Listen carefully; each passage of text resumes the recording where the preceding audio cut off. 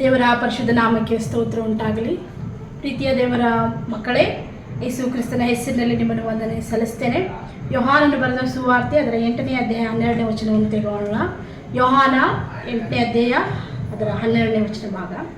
ಯೇಸು ತಿರುಗಿ ಅವರ ಸಂಗಡ ಮಾತನಾಡಲಾರಂಭಿಸಿ, ನಾನೇ ಲೋಕಕ್ಕೆ ಬೆಳಕು, ನನ್ನನ್ನು ಅನುಸರಿಸುವನು ಕತ್ತಲೆಯಲ್ಲಿ ನಡೆಯದೆ ಜೀವ ಕೊಡುವ ಬೆಳಕನ್ನು ಹೊಂದಿದವನಾಗಿ ಎಂದಿಗೂ ಇರುವನುದಾಗಿ ನಾವು ನೋಡ್ತೇವೆ.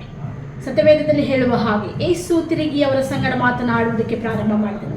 ಏನಂತ ಮಾತನಾಡುವುದಕ್ಕೆ ಪ್ರಾರಂಭ ಮಾಡಿದನೆಂದರೆ, ನಾನೇ ಲೋಕಕ್ಕೆ ಬೆಳಕಾಗಿದ್ದೇನೆ ಮತ್ತು ಯಾರೆಲ್ಲ ನನ್ನನ್ನು ಅನುಸರಿಸುವರಾಗಿರ್ತಾರೋ ಅವರು ಬೆಳಕಿನ ಉಪಾಧಿಯಲ್ಲಿದ್ದಾರೆ. ಕತ್ತಲೆಯಲ್ಲಿ ಅವರು ಇಲ್ಲ, ಕತ್ತಲೆಯಲ್ಲಿ ಅವರು ನಡೆಯುವುದಿಲ್ಲ. ಸತ್ಯವೇದ ಹೇಳ್ತದೆ ಅವರು ಕರ್ತನನ್ನು ಅನುಸರಿಸುವವರು. ಸತ್ಯವೇದ ಹೇಳ್ತದೆ, ನಾನೇ ಲೋಕಕ್ಕೆ ಬೆಳಕು ಮತ್ತು ನನ್ನನ್ನು ಅನುಸರಿಸುವನು ಕತ್ತಲೆಯಲ್ಲಿ ನಡೆಯುವುದಿಲ್ಲ, ಜೀವ ಕೊಡುವಂತಹ ಬೆಳಕಿನಲ್ಲಿ ನಡೆಯುವವನಾಗಿದ್ದಾನೆ, ಅದನ್ನು ಹೊಂದಿದವನಾಗಿದ್ದಾನೆ ಎನ್ನುವುದಾಗಿ ಸತ್ಯವೇದ ಹೇಳುತ್ತದೆ.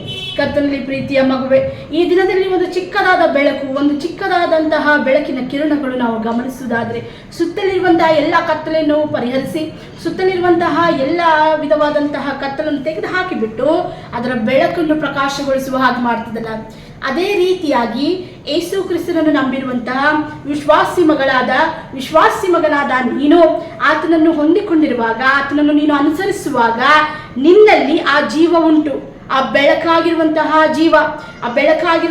ಜೀವವು ಇತರರಲ್ಲಿ ಹರಡುವಂಥದ್ದು, ಇತರರಲ್ಲಿ ಬೆಳಕನ್ನು ಉಂಟು ಮಾಡುವಂಥದ್ದು, ಇತರರಲ್ಲಿ ಆ ಜೀವವನ್ನು ಉಂಟು ಮಾಡುವಂತಹ ಪ್ರಕಾಶಮಾನವಾದಂತಹ ಜೀವ ನಿನ್ನಲ್ಲಿರುವುದಾದರೆ, ಈಗೋ ನೀನು ಅನುಸರಿಸುವಾಗ, ಆತನನ್ನು ನೀನು ಅನುಸರಿಸಿ ನಡೆಯುವಾಗ ಇತರರಿಗೂ ಸಹ ಆ ಬೆಳಕು ಹರಡಲಿಕ್ಕಿದೆ, ಇತರರಲ್ಲಿಯೂ ಸಹ ಜೀವ ಉಂಟಾಗಲಿಕ್ಕಿದೆ.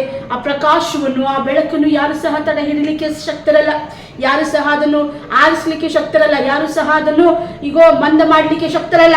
ಸತ್ಯವೇದ ಬಹಳ ಸ್ಪಷ್ಟವಾಗಿ ಹೇಳ್ತದೆ, ಜೀವ ಕೊಡುವ ಬೆಳಕನ್ನು ಹೊಂದಿದವನಾಗಿರುವನು. ಜೀವ ಕೊಡುವಂತಹ ಬೆಳಕನ್ನು ಹೊಂದಿದವಳಾದಂತಹ ವಿಶ್ವಾಸಿ ಮಗನೇ, ಈ ದಿನದಲ್ಲಿ ಕ್ರಿಸ್ತನ ಪ್ರೀತಿಯನ್ನು ಹಂಚುವನಾಗು, ಆತನ ಜೀವವನ್ನು ಹಂಚುವನಾಗು, ಆತನನ್ನು ನೀನು ಹರಡು. ಆತನು ಹೇಳುವ ಹಾಗೆ ಬೆಳಕನ್ನು ನೀನು, ಜೀವವುಳ್ಳ ಬೆಳಕನ್ನು ಎಲ್ಲರ ಮಧ್ಯದಲ್ಲಿ ನೀನು ಹಂಚುವನಾಗು. ಹಾಗಾಗುವಂತೆ ದೇವರು ತನ್ನ ಕೃಪೆಯನ್ನು ನಿನಗೆ ಅನುಗ್ರಹ ಮಾಡಲಿ.